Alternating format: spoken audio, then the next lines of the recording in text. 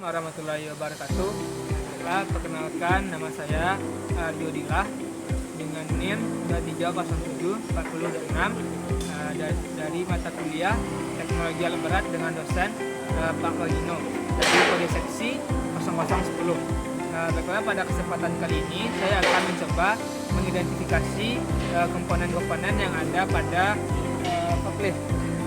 Baiklah, di sini saya akan mencoba menjelaskan yang pertama, yaitu ada fork atau garpu. Garpu sendiri berfungsi untuk mengangkat barang yang akan diangkat oleh forklift ini, seperti barang-barang berat yang akan dipindahkan dari satu tempat ke tempat lainnya. Selanjutnya di sini ada carriage atau pagar. Carriage ini berfungsi untuk menahan benda-benda yang diangkat oleh fork tadi agar tidak jatuh ke arah belakang ataupun ke arah depan. Selanjutnya di sini saya akan menjelaskan ini ada lifting chain. Fungsi dari lifting chain ini untuk menstabilkan proses lifting dari forklift ini. Di sini ada komponen mas yang di tengah ini, yaitu berfungsi sebagai struktur utama agar pada saat proses lifting bisa dilaksanakan dengan stabil dan tetap kokoh. Baik, selanjutnya dua komponen lagi itu ada lifting cylinder. Ini lifting cylinder. Lifting cylinder ini berfungsi untuk menaikkan fork ini pada saat terjadi lifting in ataupun lifting out.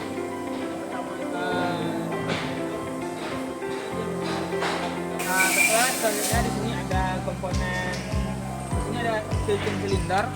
Fungsi tilting cylinder ini untuk menggerakkan bagian dari mas dan bagian dari fork juga untuk melakukan tilting in ataupun tilting out. Itu di sini untuk memiringkan mas ini ke depan ataupun ke belakang.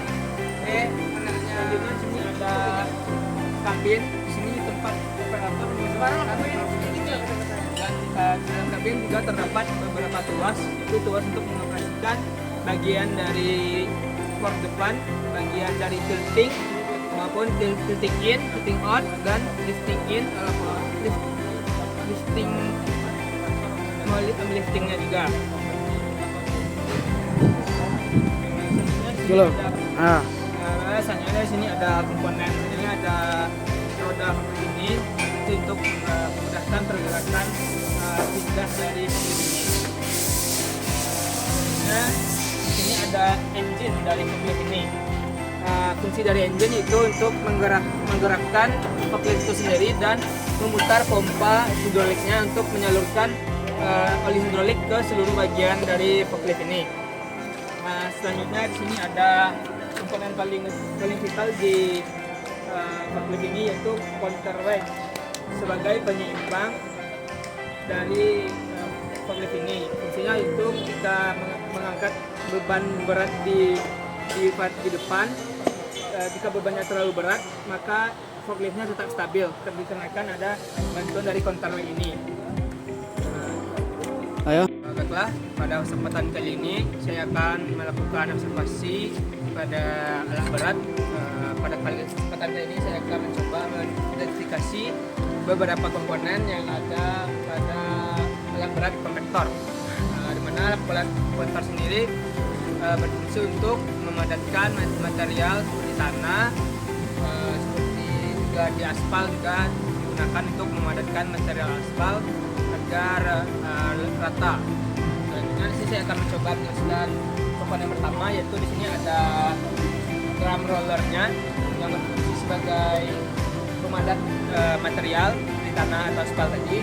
Inilah yang komponen yang akan bergetar dan akan memadatkan material seperti tanah atau aspal yang akan dilibatkan oleh alat ini. Selanjutnya di sini ada komponen yang sangat penting. Di sini ada drive motornya, atau di sini juga digunakan sebagai tempat motor vibratornya. Di sini juga ada aliran silang hidrolik masuk ke dalam, dan inilah komponen yang menggetarkan drum roller ini tadi, sehingga dia bisa memadatkan material yang akan dipadatkan menjadi tertata. Untuk selanjutnya di sini ada komponen utamanya, yaitu di sini ada kabin. Sebelah sini ada kabin. Kabin ini berfungsi sebagai tempat operator untuk mengoperasikan alat ini.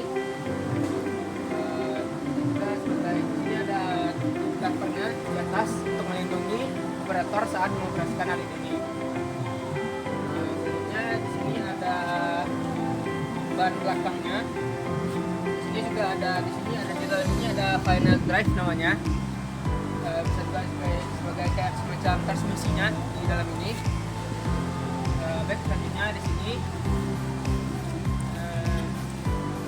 ini ada rangka belakang sebagai pengaman di bagian belakang pada alat berat kompetitor ini. Dan di bagian dalam ini ada engine di bagian sini. Terdapat di bagian atas ini.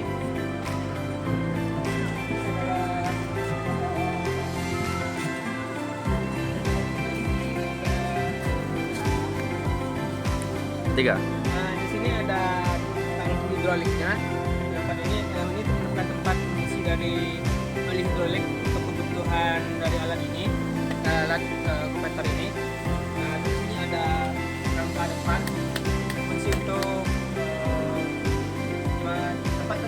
tempat terpasangnya drum roller ini tadi untuk menggetarkan dan untuk meratakan material. Mungkin sekian penjelasan atau identifikasi komponen dari alat berat kompetitor yang dapat saya jelaskan. Terima kasih. Selanjutnya di sini saya akan mencoba mengidentifikasi alat berat selanjutnya. Untuk selanjutnya di sini ada ekskavator. Untuk fungsinya sendiri untuk mengeruk material seperti tanah, bebatuan dan material lainnya. Di sini saya akan mencoba menjelaskan beberapa komponen dari ekskavator ini. Kedua di sini yang bisa kita lihat di sini terdapat komponen pertama yaitu ada bucket. Fungsi dari bucket ini yaitu untuk mengeruk material dan mengangkat dari material tersebut. Di sini juga terdapat dari bucketnya sebagai mengeruk tanah ataupun bebatuan. Selanjutnya di sini juga terdapat komponen selanjutnya. Di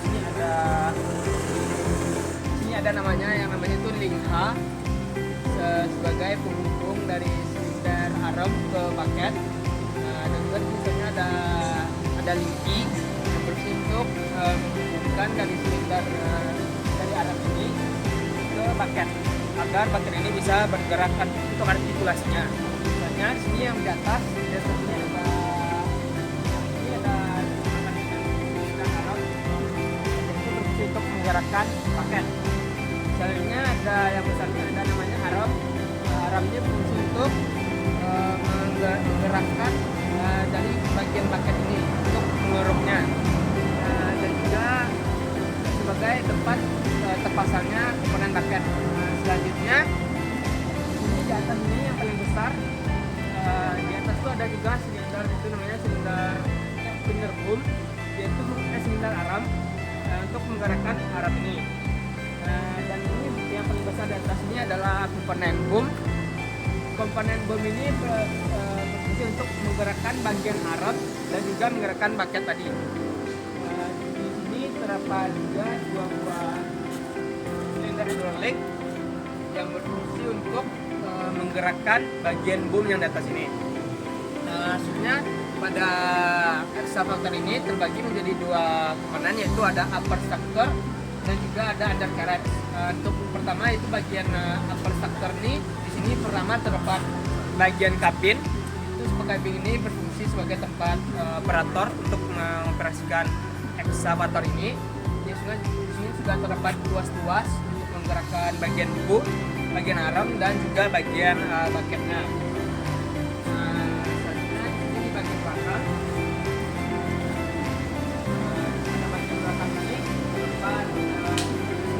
Tempat engine bay-nya atau tempat mesinnya untuk sebagai penggerak dari ekskavator ini, dan juga terdapat beberapa pompa hidrolik dan juga dan juga DCV. Sebenarnya di sini bagian belakang ini merupakan ini namanya komponen counterweight.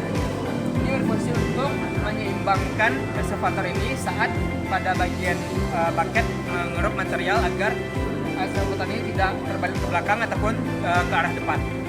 Setelah komponen selanjutnya di sini ada bagian bawah, itu bagian undercarriage yang berfungsi sebagai penggeraknya. Di sini terdapat pertama itu ada track frame. Ini sebagai frame dari track ini untuk menopang bagian track ini.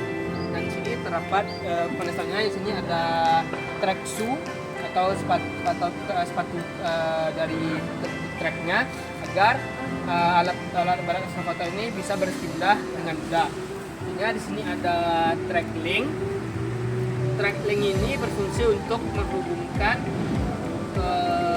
track shoe ke bagian sprocket pada bagian belakang ini. Mana sprocket inilah yang akan memutarkan link, lalu akan juga memutarkan dari track shoe tadi. Sebenarnya di sini ada track roller.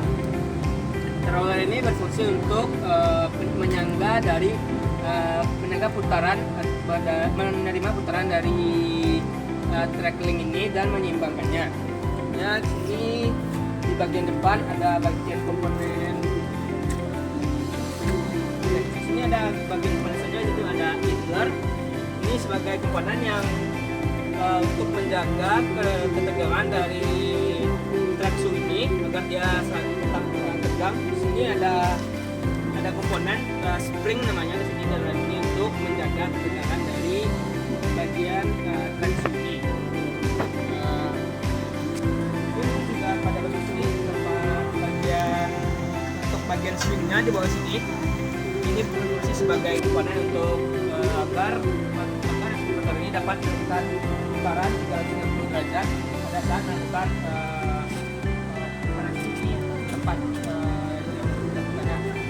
Di sini terdapat frame utama dari alat ini berfungsi untuk menopang bagian upper structure. Baiklah, mungkin sekian penjelasan tentang alat berat eksavator yang dapat saya jelaskan. Sekian, terima kasih. Assalamualaikum warahmatullahi wabarakatuh. Baiklah, pada kesempatan kali ini kami bertiga di sini akan melaksanakan wawancara tentang beberapa alat berat yang ada di tempat ini. Pada kesempatan kali ini kami ada di PT Rental Excavator di daerah Bypass. Ini sebelumnya saya akan memperkenalkan diri saya terlebih dulu. Perkenalkan, nama saya Aryo Dilah dengan NIM 3074026.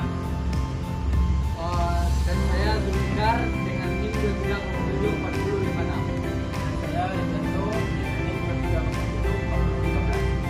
23074015. Kita melakukan wawancaranya. Sebelumnya itu akan dimulai nama Yuk.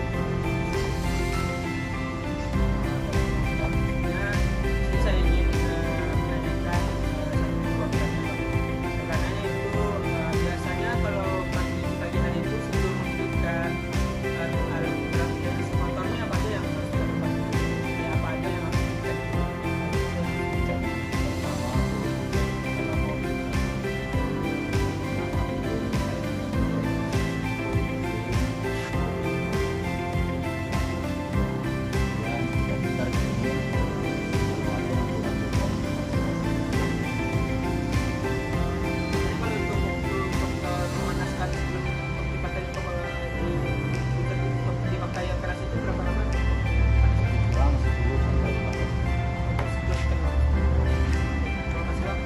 Assalamualaikum warahmatullahi wabarakatuh. Baiklah, di sini sebelumnya saya ingin akan memperkenalkan diri. Perkenalkan, nama saya Aryo Dilah dengan NIM 23074026. Pada kesempatan kali ini saya akan mencoba membuat video tentang cara mengoperasikan alat berat. Dan pada kesempatan kali ini saya akan mencoba mengoperasikan alat berat, yaitu bulldozer dengan merek Komatsu tipe D31EX. Baiklah, sebelum saya melakukan pengoperasian alat berat ini, saya akan mencoba menjelaskan beberapa tuas dan pedal yang ada pada alat berat bulldozer ini. Mulai untuk yang pertama, pada bagian depan operator ini terdapat sebuah panel instrumen, dan juga ada beberapa tombol untuk fungsi pada alat bulldozer ini, dan juga di sini terdapat kunci kontak, kunci untuk menghidupkan alat berat ini.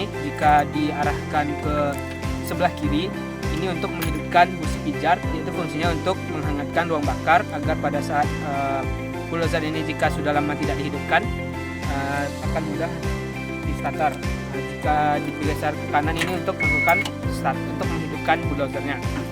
Selanjutnya di sini di bagian bawah dari kaki operator terdapat dua buah pedal. Yang sebelah kanan ini merupakan pedal kopling untuk memajukan dan memundurkan dari bulldozer ini. Selanjutnya yang sebelah sebelah kiri ini merupakan pedal rem. Selanjutnya di sini sebelumnya di sini terdapat dua buah tuas pengunci. Tuas pengunci ini berfungsi untuk mengunci fungsi dari dua buah joystick ini. Jika dia dalam keadaan di bawah seperti ini, berarti kedua joystick ini tidak dapat digunakan.